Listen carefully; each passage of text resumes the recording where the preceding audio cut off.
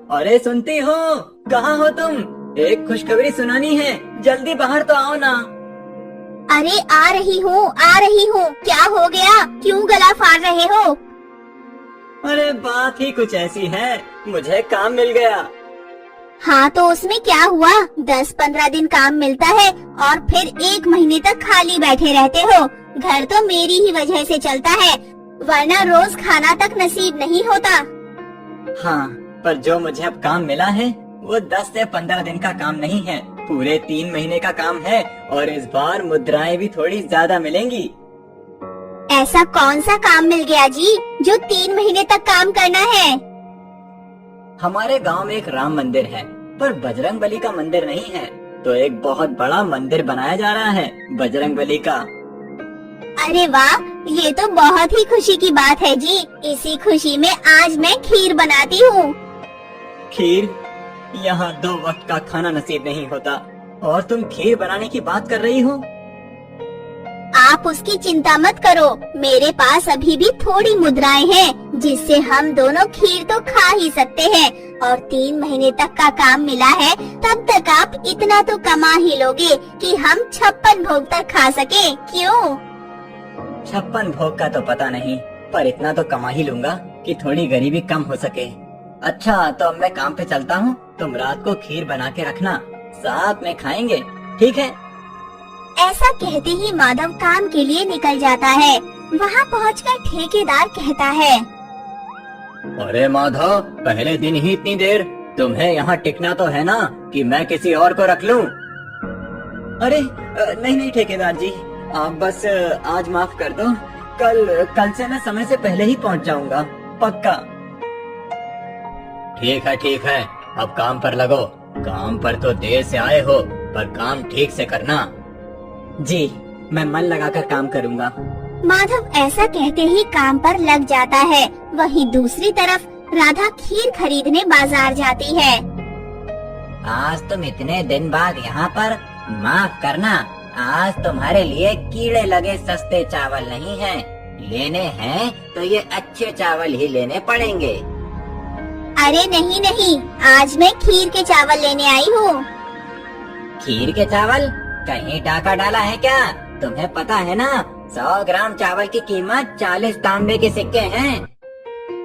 जी मुझे पता है, और इसलिए मैंने इतने दिनों से सिक्के इकट्ठा भी किए हैं। आज मेरे पति को 3 महीने के लिए काम मिला है। इसी खुशी में आप मुझे 50 ग्राम खीर के चावल दे दो, और ये रहे 20 तांबे के सिक्के। अच्छा, तो ये बात है। अच्छा ठीक है, ये लो खीर के चावल। फिर राधा खीर के चावल लेकर अपने घर की ओर निकल जाती है। दूसरी तरफ बजरंग बली की मूर्ति आ जाती है। हाँ, ये मूर्ति लो और मेरे घर पर रख देना। एक बार मंदिर का काम पूरा हो जाए, फिर मूर्ति की पूजा करके मंदिर में स्थापित कर देंगे। पर याद रखना, ये मूर्ति बहुत कीमती है, कुछ होना नहीं चाहिए। जी ठेकेदार जी, जैसा आप कहें। माधव उस मूर्ति को ले जा ही रहा था कि बीच में एक केले के छिलके पर फिसल जाता है और माधव मूर्ति के साथ गिर जाता है और मूर्ति भी टूट जाती है। हे भगवान, ये क्या किया? गधे, इतनी कीमती मूर्ति तूने तोड़ दी। तुझे अंदाजा भी है तूने क्या किया है? माफ कर दीजिए ठेकेदार जी, किसी ने बीच में ही केला खाकर उसका छिलका यहीं फेंक दिया। मैंने देखा नहीं और मेरा पैर फिसल गया। इसमें मेरी कोई गलती नहीं है। तो क्या मेरी गलती है? हाँ, तुझे मैंने कहा था कि कीमती मूर्ति है, इसे कुछ होना नहीं चाहिए। पर तेरे जैसा मंदबुद्धि इंसान ये बात समझ ही नहीं सकता। तेरे जैसा फटीचर इंसान क्या जाने कि इस मूर्ति की कीमत क्या है। मुझे माफ कर दीजिए ठेकेदार जी, आगे से ऐसी गलती कभी नहीं होगी। आगे से तुझे काम दूंगा तो ना होगी।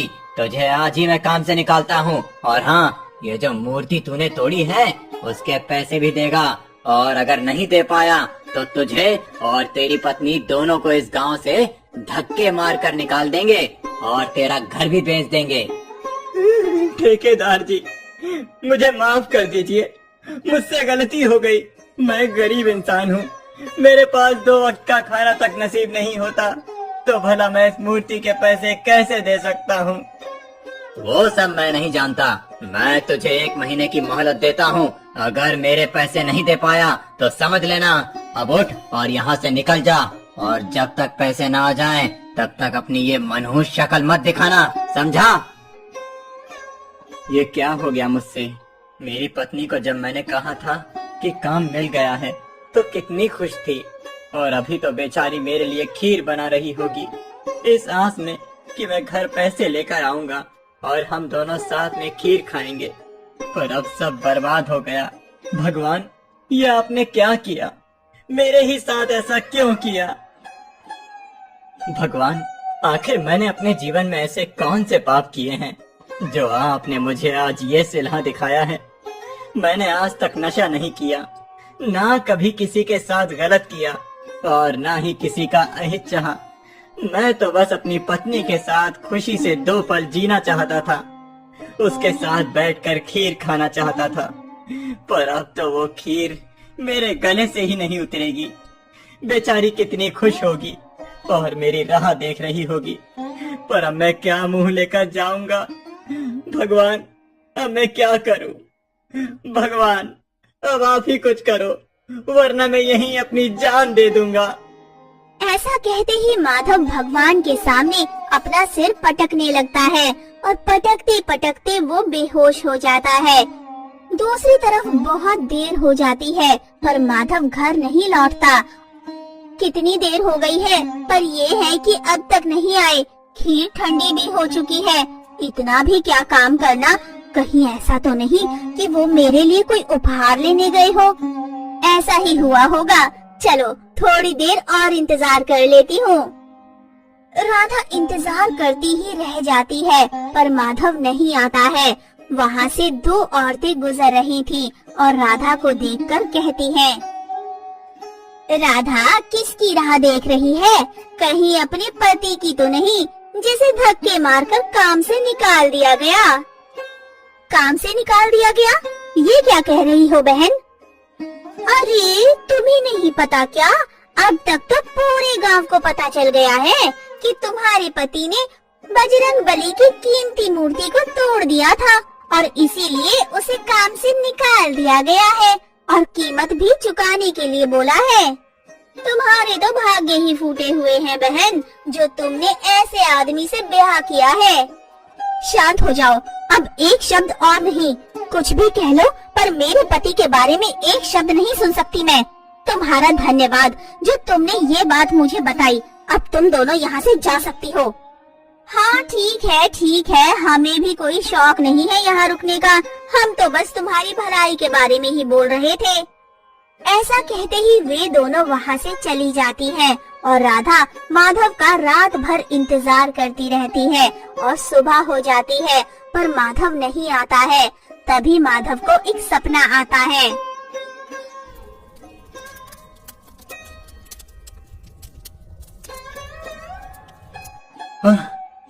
सपना था, बहुत बुरा सपना था। माना कि ठेकेदार जी ने मुझसे बदतमीजी से बात की, लेकिन मुझे उनके बारे में ये सब नहीं सोचना चाहिए था। मैं ऐसा घटिया सपना देख भी कैसे सकता हूँ? अरे बेटा, तुम यहाँ पर क्या कर रहे हो? रात भर यहीं पर सोए थे क्या? हाँ पंडित जी, वो थोड़ी आंख लग गई थी। लेकिन बेटा, तुम्हें यहाँ नहीं होना चाहिए। तुम्हारी पत्नी रात से ही परेशान है, तुम्हारी प्रतीक्षा कर रही होगी। पर पंडित जी, घर जाके भी मैं क्या करता, कैसे मुंह दिखाता? हाँ, मैंने सुना तुम्हारे बारे में। कल तुम्हारे साथ बहुत बुरा हुआ, किंतु तुम चिंता मत करो, क्योंकि पता चला है कि कल जिस केले के छिलके पर तुम्हारा पैर फिसला था, वो केले का छिलका ठेकेदार ने ही खाकर फेंका था। और इस विषय में मुखिया जी और बाकी सब बातचीत कर रहे हैं। देखना, बात तुम्हारे ही पक्ष में आएगी। आप सच कह रहे हैं पंडित जी। अगर ऐसा है तो भगवान ने मेरी सच में सुन ली। हे भगवान, तेरा लाख लाख शुक्र है। अच्छा पंडित जी, आपने कहीं आग लगी हुई देखी क्या किसी के घर पर? नहीं बेटा, आग तो कहीं नहीं लगी है। मैं अभी ठेकेदार के घर के रास्ते से आ रहा था, पर मुझे तो ऐसा कुछ नहीं दिखा। पर तुम ये क्यों पूछ रहे हो बेटा? नहीं पंडित जी, वो मुझे एक सपना आया था कि ठेकेदार के घर पर आग लगी है, इसीलिए मैंने पूछा। अरे जल्दी चलो रे, जल्दी चलो, ठेकेदार के घर पर आग लग गई है। ये देखो गांव वालों, ये मनहूस माधव ही है जिसने मुझसे बदला लेने के लिए मेरे घर पर आग लगाई है। तू तो नहीं बचेगा, तूने मेरे घर पर आग लगाई है ना, अब देख मैं तेरे साथ क्या करता हूँ। नहीं ठेकेदार जी, मैंने ये सब नहीं किया, मैं तो मंदिर में सो रहा था। क्या तेरा घर नहीं है क्या जो तू मंदिर में सो रहा था? अब पकड़ा गया है तो बहाने बना रहा है। हाँ, खुद की गलती दूसरों पर मत ठोको ठेकेदार। अरे मुखिया जी, आप नहीं जानते ये माधव कितना बड़ा दुष्ट है। इसने कल मूर्ति तोड़ दी और जब मैंने इसे काम से निकाल दिया तो इसने बदला लेने के लिए मेरे घर पर आग लगा दी। मुझे पता है कि किसने किया है, तुम ही हो जो कल केले को खाकर कचरे में फेंकने के बजाय बीच रास्ते में फेंक दिया, और ये बेचारा मूर्ति लेकर जा रहा था, तुम्हारे फेंके हुए केले के छिलके पर फिसल गया और तुम खुद की गलती मानने की जगह इस बेचारे पर आरोप पे आरोप लगाए जा रहे हो। पर मुखिया जी, आप समझ नहीं रहे हैं। देखो, तुम्हारी वजह से पहले ही बहुत नुकसान हो चुका है। मैं तुम्हें मंदिर के काम से हटा रहा हूँ और किसी और ठेकेदार से ये काम करवा लूंगा। ये आप अच्छा नहीं कर रहे हैं मुखिया जी। तुम मुझे धमकी दे रहे हो क्या? तुझे तो मैं बाद में देख लूंगा माधव। तुम चिंता मत करो माधव, अब तुम्हें एक पैसा देने की भी जरूरत नहीं है। अब तुम घर जाओ, कल से तुम्हारी पत्नी तुम्हारा इंतजार कर रही है, परेशान हो रही होगी। अब जाओ। आपका धन्यवाद मुखिया जी, अब मैं चलता हूँ।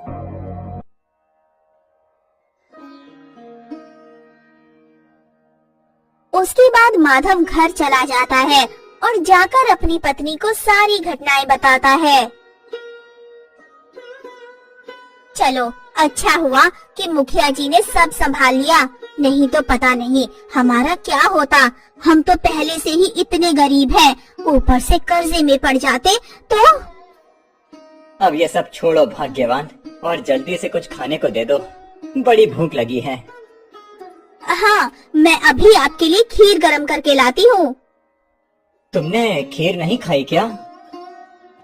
आपके होते हुए पहले मैं कैसे खा सकती हूँ जी, मैं अभी लेकर आती हूँ।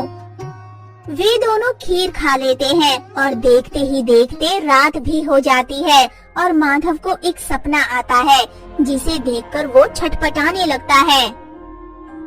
ए जी, उठो जी, आप इतना छटपटा क्यों रहे हो? उठो, क्या हुआ जी? ए जी, सुनते हो?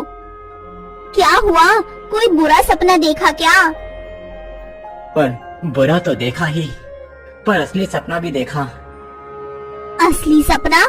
ये आप क्या कह रहे हो जी?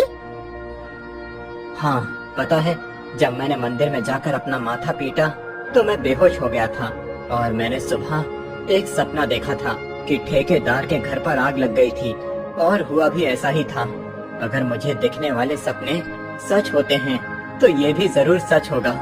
हमें कुछ न कुछ तो करना होगा राधा, जल्दी चलो यहाँ से। पर कहाँ? वो सब बाद में पूछ लेना, पहले यहाँ से निकलो, अब चलो। उसके बाद माधव और राधा वहाँ से चले जाते हैं। उसके कुछ ही देर बाद ठेकेदार आ जाता है मशाल लेकर। तूने गांव वालों को तो मूर्ख बना दिया, पर मुझे पता है कि तूने ही मेरे घर पर आग लगाई थी। तुझे क्या लगता है तू मेरे घर पर आग लगा के यहाँ से बच जाएगा? आग के बदले आग। तूने मेरे घर पर आग लगाई थी ना, अब तू और तेरी पत्नी इस घर के साथ ही सुहा हो जाएगा। ठेकेदार के आग लगाने से पहले ही गांव वाले और मुखिया जी राधा और माधव के साथ वहाँ पर आ जाते हैं। मुखिया जी, आप यहाँ पर आप सबको कैसे पता चला कि मैं यहाँ आग लगाने आया हूँ?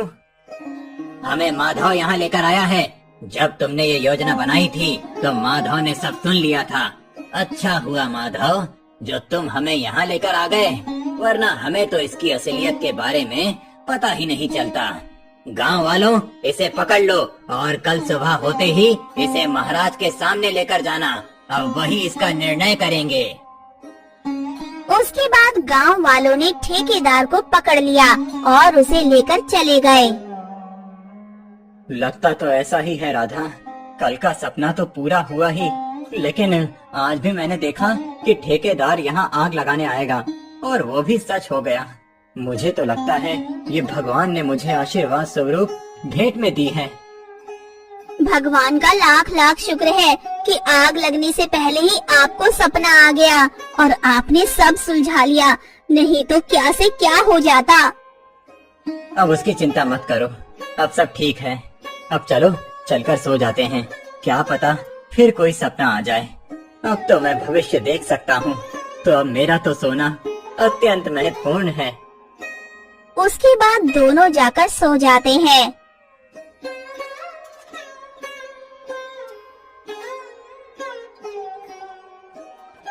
ए जी, सुबह हो गई, अब तो उठ जाओ कि दिन भर सपने ही देखते रहोगे। कितना अच्छा सपना देख रहा था और तुम हो कि देखने ही नहीं देती। ऐसा क्या देख रहे थे? यही कि हम दोनों अमीर हो गए हैं और हमारे हाथ खजाना लग गया है और हमारा जीवन ऐसा नहीं रहा जैसा कि है। पर अफसोस, ये तो बस एक सपना था और सपने कहाँ सच होते हैं। तो क्या अब हम सच में अमीर हो जाएंगे? अमीर? ये कैसी बात कर रही हो राधा? मैंने कहा ना, ये बस एक सपना था। लेकिन आपको तो सच के सपने आते हैं ना? सच के सपने? अरे हाँ, 2 दिनों से मैंने जो भी सपने देखे वो सब सच हो गए। इसका मतलब है कि ये सपना भी जरूर सच हो सकता है। जल्दी बताइए कि वो खजाना आपने कहाँ देखा है। हम अभी वहाँ जाएंगे और खजाने को बाहर निकाल लाएंगे। मुझे ठीक से तो याद नहीं, लेकिन एक खेत में मैंने देखा जो पूरी तरह से बंजर था और उसके बीच में एक अलग तरह का पौधा लगा हुआ था। ठीक उसी के नीचे वो खजाना छुपा हुआ था। बंजर जमीन? इस गांव में तो कम से कम 6 से ज्यादा ही बंजर जमीन है, और अगर दूसरे गांव की जमीन पर छुपा होगा तो खोजना बहुत ही मुश्किल है। पर जो भी हो, खजाना चाहिए तो खोज तो करनी ही पड़ेगी। सही कहा राधा, चलो चलकर ढूंढ निकालते हैं खजाने को और अपनी घिसी पिटी जिंदगी को अलविदा करते हैं। उसके बाद राधा और माधव दोनों ही गांव की बंजर जमीन को खोजने निकल गए, पर बहुत देर तक भी खोजने पर वो जमीन नहीं मिल रही थी। पक्का आपने यही सपना देखा था ना जी? अरे हाँ, मैंने देखा तो यही सपना था। तो फिर वो जमीन मिल क्यों नहीं रही है? कहीं वो दूसरे गांव में तो नहीं? अब हम कौन से गांव में खोजें? ये तो बड़ी समस्या की बात है, लेकिन अभी भी एक जमीन बची हुई है जो पूरी तरह से बंजर है। एक बार उसे भी चलकर देख लेते हैं, क्या पता मिल जाए। उसके बाद माधव और राधा दोनों उस जमीन को देखने के लिए चले जाते हैं। जब वो दोनों उस जमीन पर पहुंच जाते हैं तो देखते हैं कि उस बंजर जमीन पर सच में एक अलग तरह का पौधा लगा हुआ था। वो देखो राधा, मैंने कहा था ना, वही पौधा है जिसे मैंने अपने सपने में देखा था। चलो चलो चलकर देखते हैं। फिर वे दोनों पौधे को हटाकर वहाँ पर खोदना शुरू कर देते हैं। कुछ देर तक खोदने के बाद वहाँ सच में एक संदूक रखा था। जब वे उस संदूक को गड्ढे से बाहर निकालते हैं और खोलते हैं तो उसमें सच में खजाना निकलता है, जिसमें कई स्वर्ण मुद्राएं होती हैं। हे भगवान, इतने सारे स्वर्ण मुद्राएं! इतने तो मैंने अपने पूरे जीवन में भी कभी नहीं देखे। ये सच है या कोई सपना? राधा, ये सपना ही तो है जो अब पूरा हो गया है। अब हमें गरीबी से भरी हुई जिंदगी, जिसमें 2 वक्त का खाना तक नसीब नहीं होता था, वो जिंदगी अब नहीं जीना पड़ेगा। हाँ, वो तो है। मुझे तो अभी भी विश्वास ही नहीं हो रहा। किंतु अगर हम इतने सारे स्वर्ण मुद्राएं लेकर जाएंगे तो गांव वालों को शक नहीं होगा। जो कल तक इतने गरीब थे वे रातों रात इतने अमीर कैसे हो गए? कहीं वो हमारे स्वर्ण मुद्राओं को हड़प लिए तो?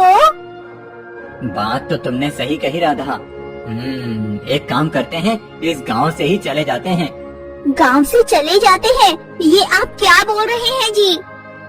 और नहीं तो क्या, अगर हम यहाँ रहेंगे तो गांव वाले हमें इतनी सारी स्वर्ण मुद्राओं के साथ रहने नहीं देंगे, और अगर हम दूसरे गांव चले गए तो किसी को भी नहीं पता चलेगा, क्योंकि हमें कोई पहचानता ही नहीं होगा। सारे लोग हमें शुरू से ही अमीर समझेंगे और वहाँ हम शांति से अपना पूरा जीवन बिता सकते हैं बिना किसी दिक्कत के। ऐसा कहते ही वे दोनों उस खजाने को लेकर दूसरे गांव जाने लगते हैं, ये सोचकर कि अब वो अपना जीवन खुशी से अमीरों वाली तरह से बिताएंगे। पर उन्हें क्या पता था कि उनके दरवाजे पर कौन सी मुसीबत दस्तक देकर बैठी थी। महाराज, हमने उस चोर को पकड़ लिया है जो हमारे राजकोष से धन चुरा कर भाग गया था।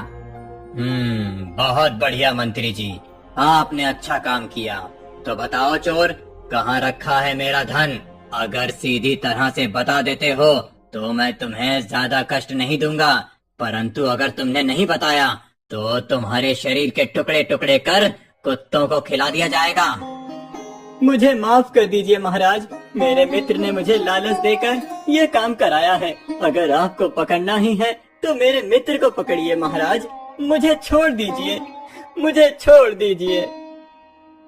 तुमसे किसने कराया ये, या किस लिए किया, ये मैं नहीं पूछ रहा हूँ। मेरा धन कहाँ है ये बताओ।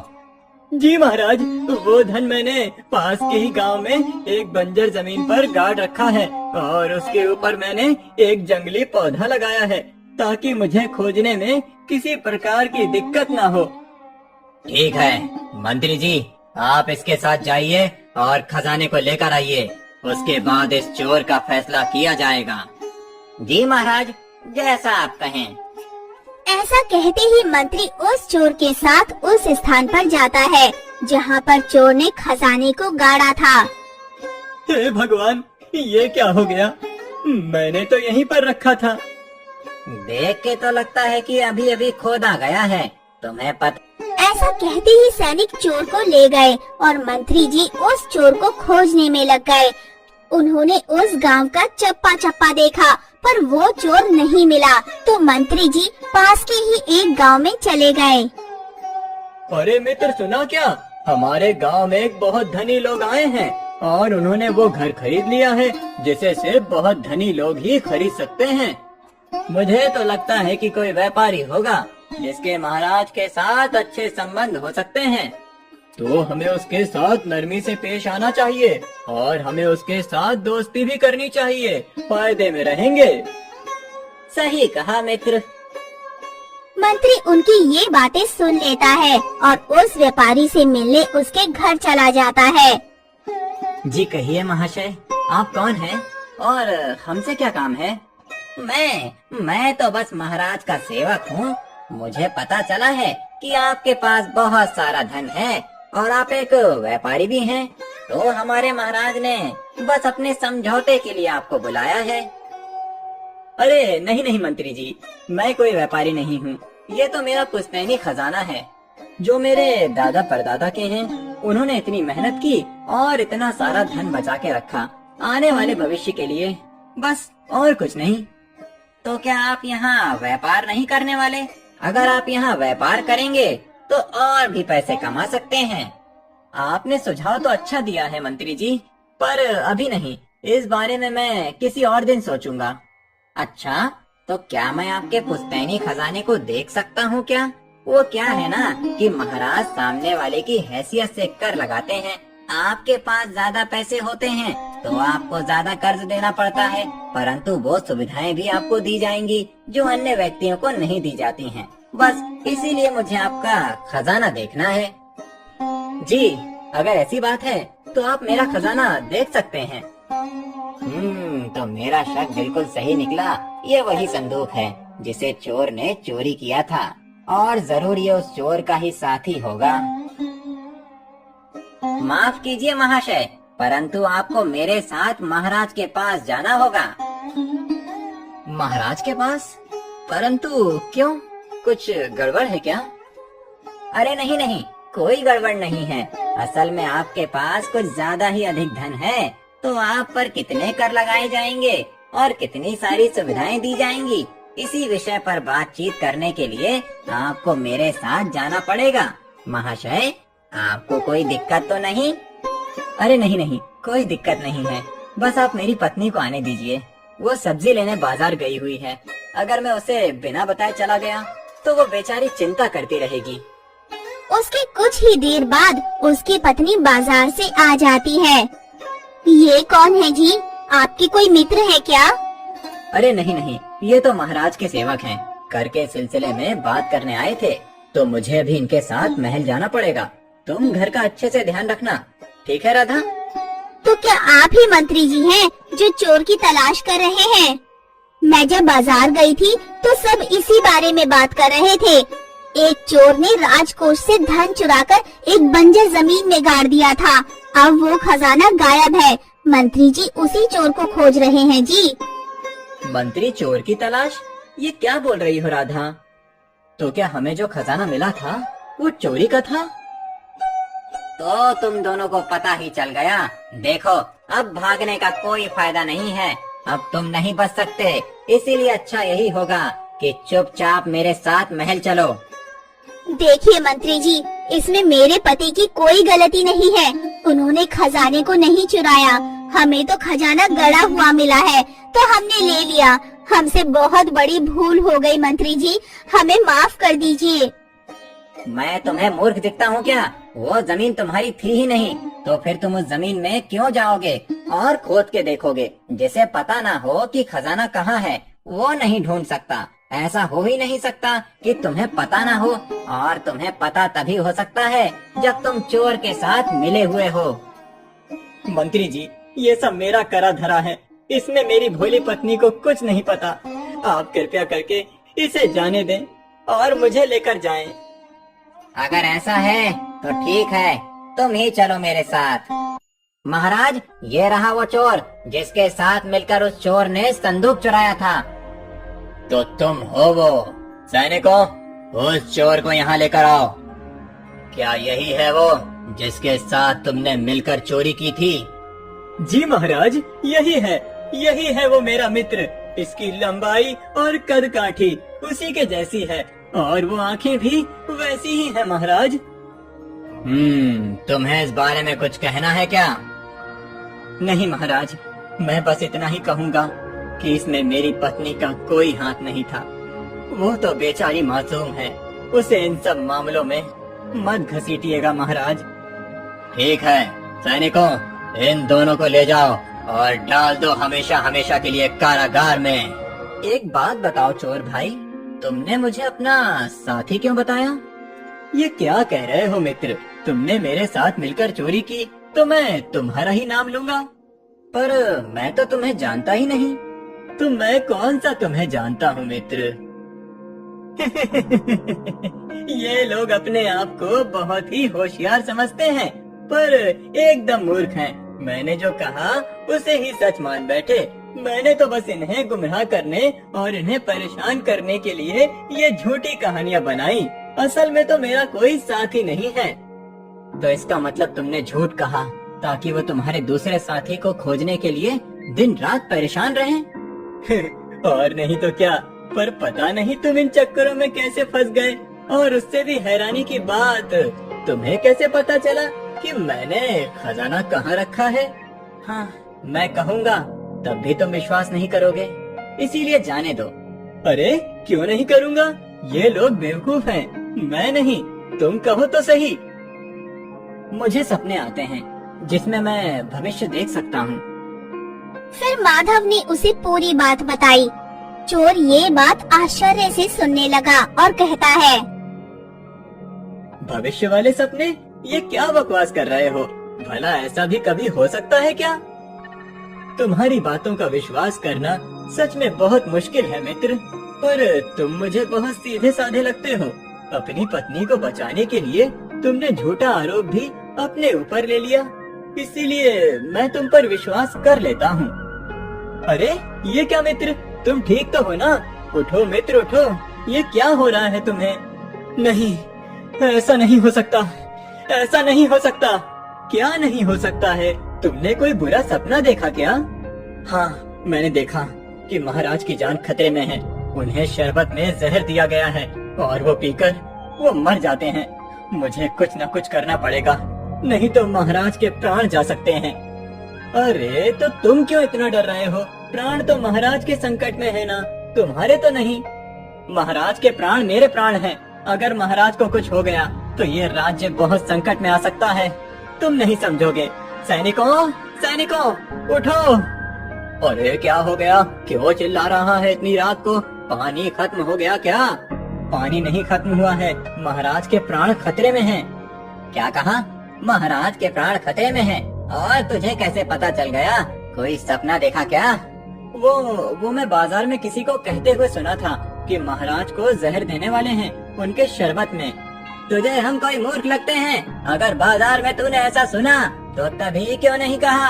अभी क्यों कह रहा है? छोड़ दे भाई, ये तेरी बात नहीं समझेंगे। बोल कर कोई फायदा नहीं है, सो जा। पर महाराज, देख भाई, तू जो कर सकता था तूने वो किया। इससे ज्यादा अब तू कुछ नहीं कर सकता। अब सो जा। ऐसा कहने के बाद चोर सो जाता है और माधव तो रात भर परेशान रहता है और सो नहीं पाता। सुबह होने के बाद माधव को महाराज के पास बुलाया जाता है। महाराज, आप जिंदा हैं? तो क्या तुम चाहते हो मैं मर जाऊं? नहीं महाराज, वो तो बस मुझे एक बुरा सपना आया था, इसीलिए। यही ना कि हमें किसी ने जहर देकर मार डाला? हाँ महाराज, पर आपको कैसे पता?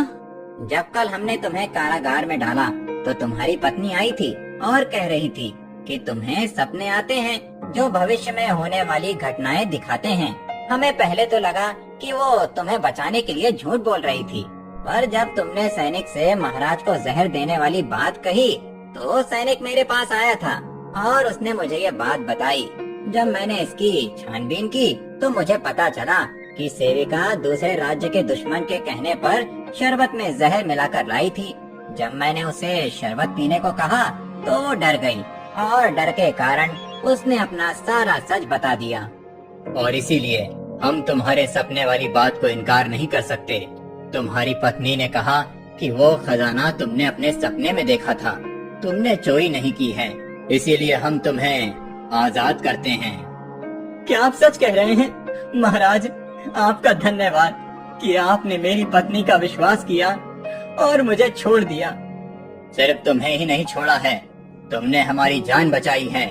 इसीलिए वो घर जिसे तुमने हमारे राजकोष से खरीदा, वो घर हम तुम्हें इनाम के तौर पर देते हैं और तुम्हें हम एक पद भी देते हैं जहां तुम्हें मंत्री जी के साथ काम करना होगा। तुम्हारे सपनों के कारण हमारी बहुत मदद होगी। तो बताओ, क्या तुम मेरे यहाँ काम करना चाहोगे? जी महाराज, आपका कोटि कोटि धन्यवाद महाराज कि आपने मुझे इस योग्य समझा। मैं कल से ही काम पर लग जाऊंगा महाराज। अब मुझे जाने की आज्ञा दें। मुझे घर जाकर राधा को ये खुशखबरी देनी है, वो बेचारी चिंता कर रही होगी। ऐसा कहते ही माधव घर चला जाता है और राधा को सारी बात बता देता है। अब उन्हें गरीबी से छुटकारा मिल जाता है और इसी खुशी में वो दोनों मंदिर जाकर भगवान को शुक्रिया करते हैं।